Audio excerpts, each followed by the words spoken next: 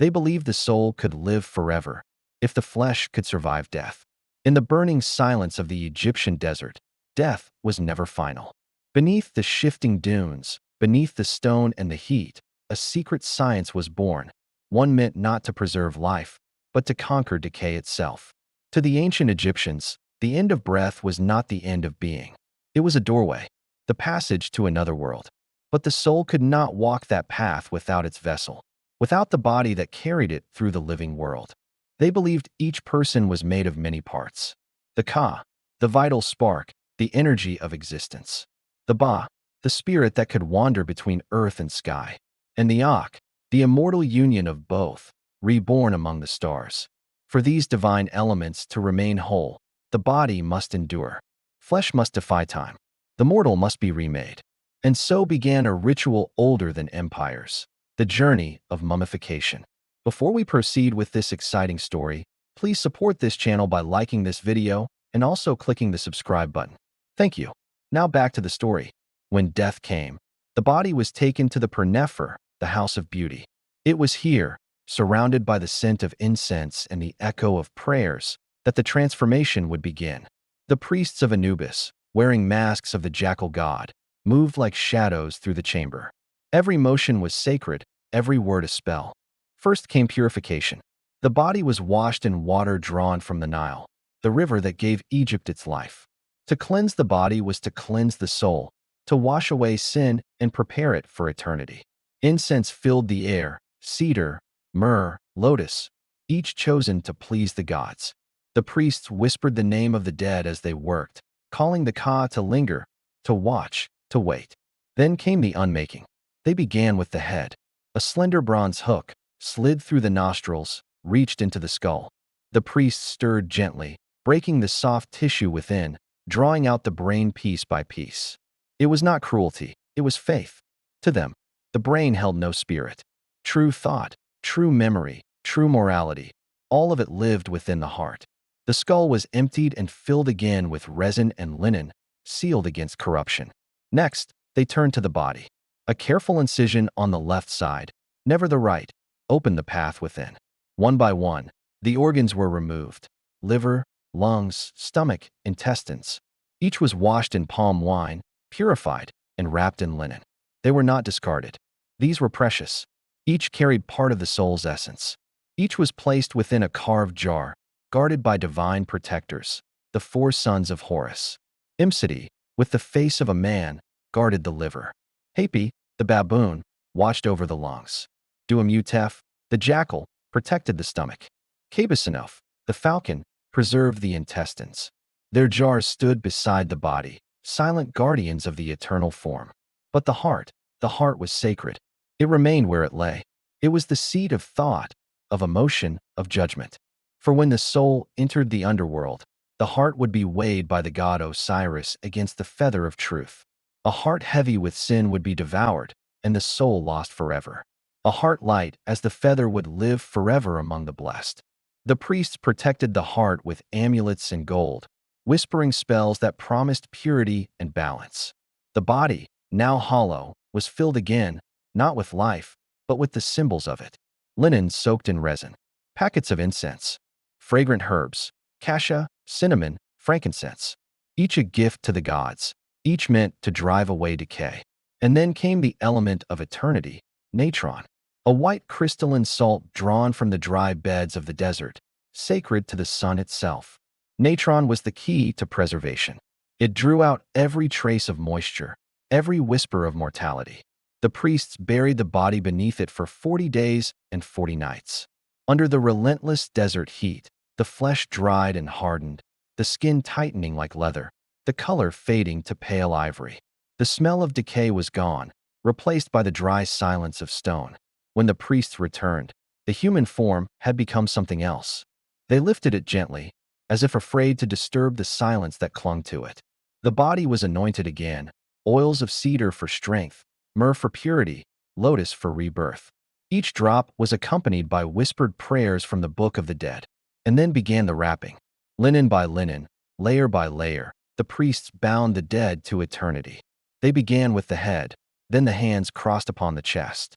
Each finger and toe wrapped carefully, as if the gods would one day count them. Between the layers, the priests placed amulets, charms carved from gold, lapis, turquoise, the Eye of Horus to protect, the scarab to grant rebirth, the Ankh, symbol of eternal life. Each piece was a spell, each layer a prayer. The scent of resin filled the chamber. The flicker of torchlight painted shadows on the walls, gods, stars, the endless river of night. The priests moved in silence except for their chanting, words of becoming, words of return. Hundreds of meters of linen wrapped around the body, sealing it from air, from rot, from time. Resin brushed between every fold turned the wrappings to armor, a shell against the centuries. Outside, the desert darkened. Inside, the light of the torches glowed like embers of creation. This was not medicine. It was belief made visible. Not preservation, resurrection. When the wrapping was done, the priests placed a final cloth across the face, sealing the transformation. A golden mask would later rest upon it, the face of eternity itself. But for now, the body was hidden, pure, and complete. The high priest bowed his head and spoke the final blessing. May your Ka live. May your Ba fly. May your name endure. His voice echoed against the stone walls, fading into silence. And as the last flame flickered, the face of the dead vanished beneath linen. A mortal reborn as divine. The first stage of immortality, complete. The body is silent, wrapped in linen, sealed in resin. It glows faintly under the last trembling torchlight. The scent of myrrh still hangs in the air. The priests stand motionless, heads bowed. Their work has remade flesh into faith, but the soul's journey has only just begun. The next ritual will awaken the dead. It is the final act of transformation, the moment when body and spirit are bound once more.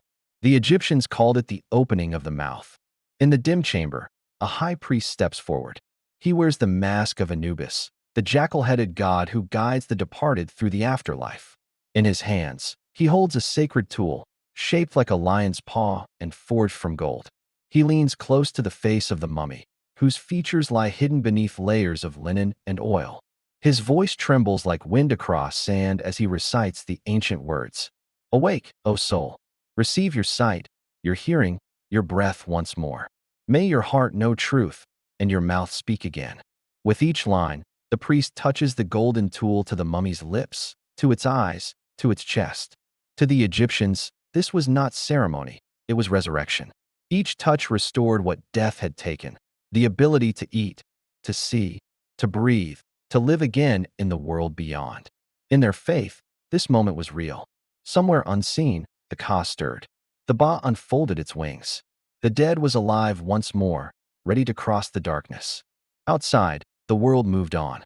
Builders carved deep into the rock, chiseling out chambers where eternity would dwell. Artists painted the walls with scenes of paradise, endless fields of reeds, golden boats gliding over celestial waters, gods welcoming the departed with open arms. These were not mere decorations. They were guides, a map of the soul's journey through the underworld, the Duat. Each hieroglyph, each color, was a spell, a prayer, a weapon against the terrors that waited in the shadows beyond death. The Egyptians did not imagine a gentle afterlife. The dead would face serpents, fire, chaos itself. They would stand before Osiris, lord of the underworld, their heart placed upon a scale and weighed against the feather of truth. Only the pure would pass through unscathed. Only the righteous would rise among the stars. Inside the embalming chamber, the mummy is almost ready. Resin, thick and fragrant, is poured across the wrappings, a final seal against decay. The scent of cedar and frankincense fills the air. The priests move carefully, pressing amulets into the linen, tucking them against the heart, the throat, the limbs. Each charm is a prayer made solid. The scarab, symbol of rebirth. The Eye of Horus, for healing and protection. The Djed pillar, the backbone of Osiris himself, a sign of endurance and eternal strength. Every layer of linen, every bead of resin, every whispered name of a god, all of it is a spell, binding the soul to its new, immortal form. Then comes the mask. It gleams in the torchlight, a thin sheet of gold, shaped into calm, perfect features. It is not the likeness of the deceased. It is idealized, flawless, divine. The face of a god.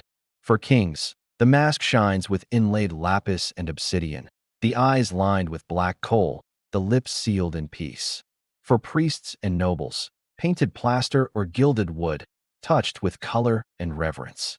The mask is lowered onto the face, pressed gently into place. Beneath it, a mortal disappears forever. What remains is eternal. The transformation is complete. The body of a man has become the vessel of a god. The day of burial arrives.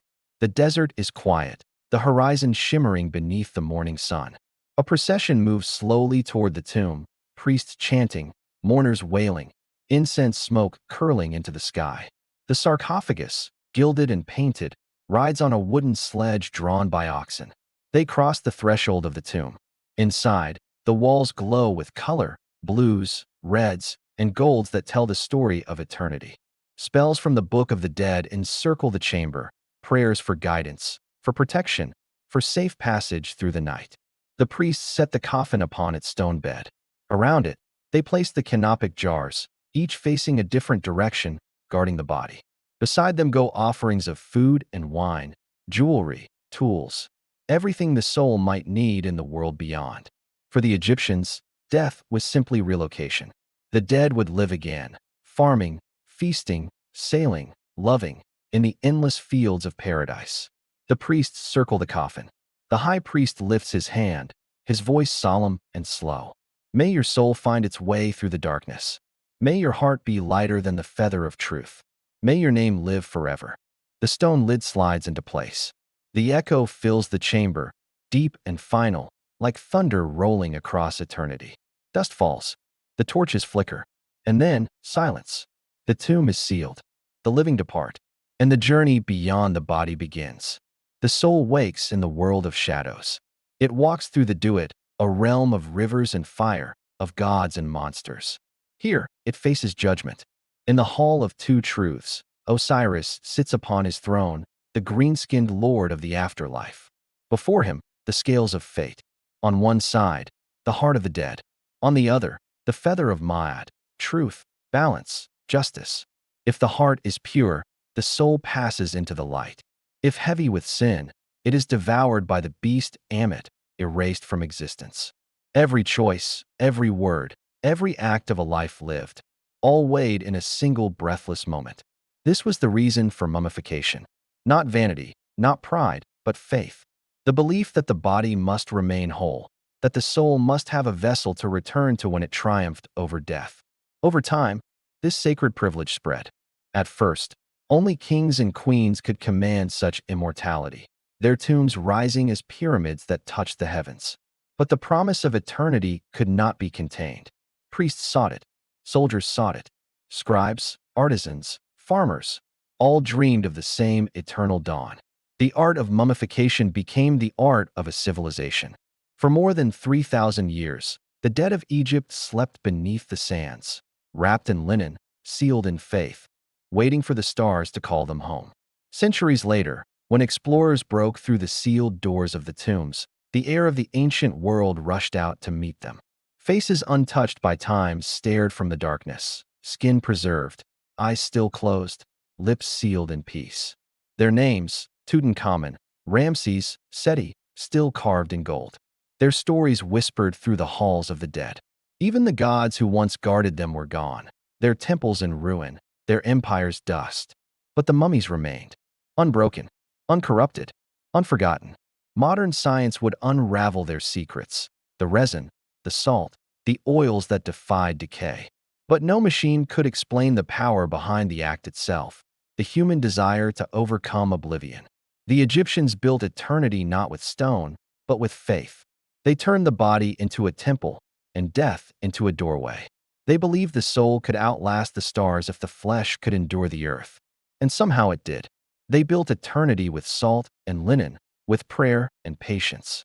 And though their kingdoms have fallen and their gods have faded, their dead remain, wrapped in silence, preserved in devotion, still whispering across the centuries. They believed death was not an ending, only a passage. And in their silence, the mummies still whisper the secret of eternity. If you enjoyed this video, please like and subscribe to this channel. Also ensure you check out other interesting videos from this channel. Thank you.